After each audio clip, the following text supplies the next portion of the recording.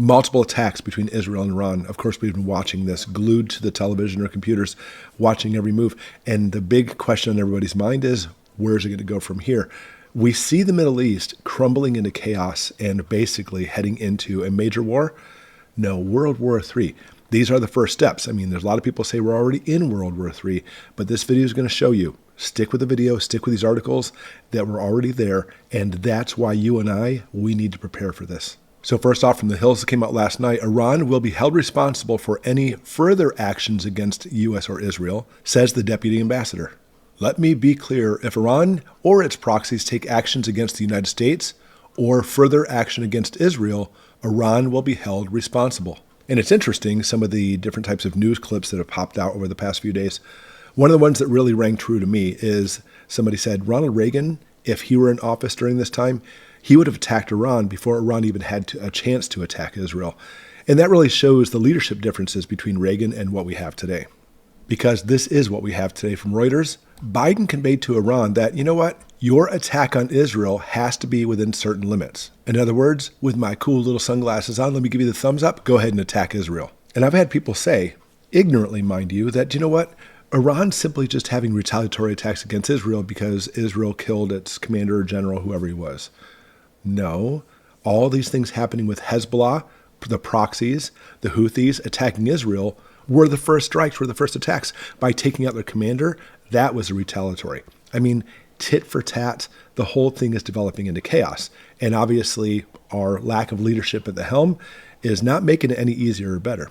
Because Iran is stepping up the game, Iran threatens to hit U.S. bases if Washington backs an Israeli counterattack. I mean, let's be honest. Iran's already been hitting our bases through these proxies. I guess they're basically saying they're going to do outright if we happen to back Israel or Israel has a counterattack. It's going to happen. Israel, IDF has already been bombing Lebanon, taking out the Hezbollah forces that have been launching missiles. I mean, it's really simple. We live in the United States. How would you feel if you were sitting here living peacefully, eating your popsicles on a Sunday afternoon, and suddenly missiles come across from like Canada, for example? Obviously, we wouldn't see that happening. Canada, we love Canadians. But that's what's happening in Israel. Just for existing in that area, they continuously get missile bombardments coming across. And of course, we know that a lot of this has to do with religious upset rather than simply just geo or political. Israel has a right to defend itself, and that's what it's doing in these circumstances, constantly having missiles coming across. And it's because of this, Israel takes action. Iran says, oh yeah, now I'm going to have this barrage. And now Iran's even saying, you know what? If you basically counterattack me because we did this, then as Iran, we're going to launch even more missiles against you. In fact, from the Express, look at this. The Iran strike in Israel was nothing but a decoy, as Tehran could launch an attack that is 10 times bigger. Because Iran, they do have a huge arsenal. In fact, a lot of the chatter I've been hearing is simply put that all these type of drones and everything coming in was just a test. It wasn't a decoy, it was a test. Their job, Iran's job, the way they perceive it anyway, is to have so much coming into Israel, the Patriots and the arrows can't keep up. And of course, if we see the major attack coming in, like nuclear, for example, then there we go. And it's actually estimated, we don't know for sure, but a lot of people I know still in the military and such estimate that Iran has 6 atomic bombs. We don't know for sure. But they've been working at it, and they've made it very clear that if they get it, they're going to use it on Israel. But even more so, they're going to use it on us too. They made it very clear they hate the United States as well. So what do we see? Fire and fury. Iran threatens 1,500 missiles, a strike if Israel launches a revenge attack, as now the Middle East risks an uncontrollable war. Israeli President Herzog described Iran's attack as simply a declaration of war. And I want to make it clear. We're not talking about just a Middle East war. We're talking about another notch into a world war. Again, I'm going to show you in a minute why that's true. But we're already involved. The United States, Britain, other countries are already involved. And if you didn't keep track of this, you can see RAF Typhoons, British jets heading into the battle, helping Israel to fend off the attack. Same thing happened to the United States. Arleigh cruisers taking out the weaponry coming from Iran. The United States and Britain are part of this. But this is the last article, and we have to see this. It is a prelude to World War III. World leaders react to Iran's air attack against Israel. World leaders are calling for calm in the aftermath, with many expressing a deep concern over the prospect of a broader regional conflict. So why a prelude to World War III? Where is this coming from? And of course, so many people say, oh, you're just speculating, fear-mongering. No, I look at history.